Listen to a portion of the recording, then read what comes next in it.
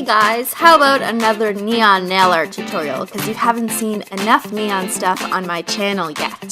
Today I'll be doing a super cute heart gradient thing, and it's actually so easy to do because all it is using a nail vinyl and a makeup sponge.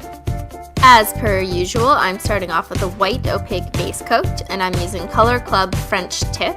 It's designed for French tip nails, well obviously, but I use it as a white base coat like a regular nail polish because it's a lot thicker than your average white nail polish. Like this milky, yucky mess, like I don't want milk on my nails. I want like creamy, like whiteout white. You remember whiteout, like from grade school when you used to paint your nails with liquid whiteout?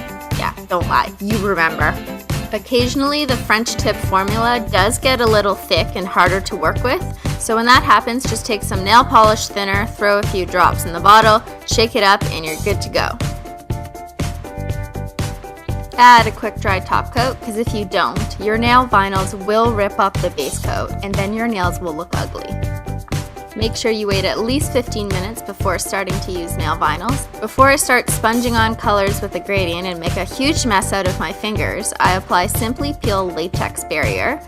And you can watch my little Hunger Games for peel off products at the link in the top left corner if you want to see who came out as the winner. And spoiler alert, it was Simply Peel.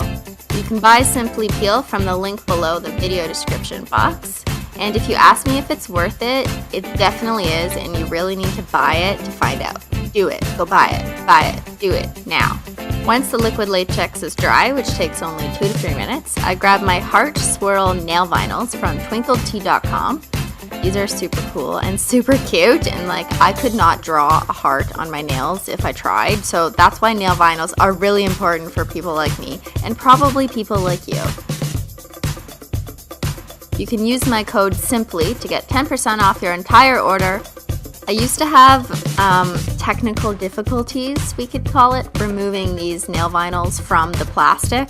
So what I found was easiest to do without mucking up the vinyl and then having it stick to itself and then it's a waste and you gotta use a whole other vinyl, is to take a small metal tool. Honestly, I don't even know what this tool is for. I think it's a cuticle pusher, I'm not sure. But basically any tool that's flat and semi-sharp enough to start peeling up the vinyl from underneath. So if you do that and rotate the sheet around as you go, then you'll get the right part of the vinyl to start unpeeling itself, and then just take some tweezers and pull it up when you're done. Yes, these vinyls and all the swirly ones aren't super easy to work with, but they're also like not rocket science. Like really guys, just like take your tweezers and like move it around as you need. And you can see here, you can kind of change the width of the heart if you wanted to. And then you can easily just adjust it to what best fits your nail. Press down everywhere on the vinyl so that it's secure on the nail. And then make sure to leave a little bit of tail behind so that it's easy to peel off when you're done. It has a tail like a cat. Cats have tails, and I love cats. I'm using 3 neon polishes from Live Love Polish, and the link to them is below in the video description box. I've really been into gradients that don't make sense lately. Like yellow doesn't necessarily fade to bright coral, that doesn't really fade to blue either, but I don't really care. I kind of like them, they're different. Take that makeup sponge and dab dab dab on the nail.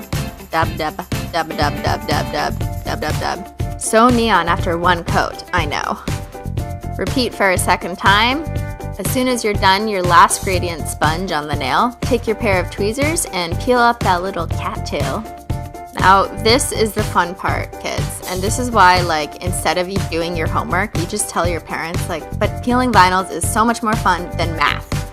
And all that work that you just did was so easy, and like everyone will think you hand-painted hearts on your nails, but really you didn't. You just cheated and used nail vinyls. Personally, I don't think using nail vinyls is cheating in the nail art world. I think it's genius, and anyone who says using nail vinyls is cheating is an idiot. Because it's so much fun. Let's watch it again on my other nail, yeah! Look at that heart peel. It's so pretty. If a tiny bit of gradient mess gets left behind, have no fear, the cleanup brush is here. So I'm using my brand new cleanup brush that I got from Twinkle Tea, and I was super excited to start using it because my other one got eaten alive by acetone. First I just take a toothpick and kind of push out any large clumpies. And then I take the cleanup brush, dip it in 100% acetone, and start going around the edges very carefully for that perfect round finished look. A few people have asked me before why nail artists leave a gap between the cuticle and the nail. It's because they clean them with a nail art brush and acetone. Start doing it. Yes, you. Because acetone can dry the skin and leave it with a weird whitish look, you gotta hydrate it before you take pictures. Nail oil is the best way to do this, and I usually use my Bliss Kiss nail oil pen, but I found that it's too easy to add too much nail oil and then all of a sudden you got greasy hands, and no one wants a picture of super greasy hands. So instead of using a full nail oil pen, I'll use one of my empty ones. There's still a tiny bit of nail oil still left in the brush, but it's just enough to add a little bit of hydration without making my nails look like a Kim Kardashian photo shoot. You can rub it in to help spread the oil around and add a glass of top coat. Now every time you see something sticking off of something else, you're just gonna go want to peel it, aren't you? After I took these pictures, I decided I wanted to see what it looked like matte, because neon matte is so in these days. So I added a Essie matte top coat, and there, yeah, it looks pretty cool matte too. What do you know? Alright, thanks for watching. Make sure you stay tuned for next week when I'm gonna do a water marble. That's right, you heard me. I committed, I don't know why, to doing a water marble for a weekly nail art challenge that I co-host on Instagram.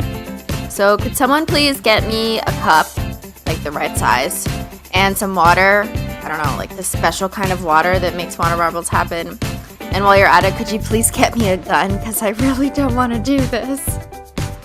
So make sure you tune in next week to see how not to water marble, or mostly so you can just laugh at my failure, but that's totally fine. I mean, we gotta have fun before we die, right? See you next week.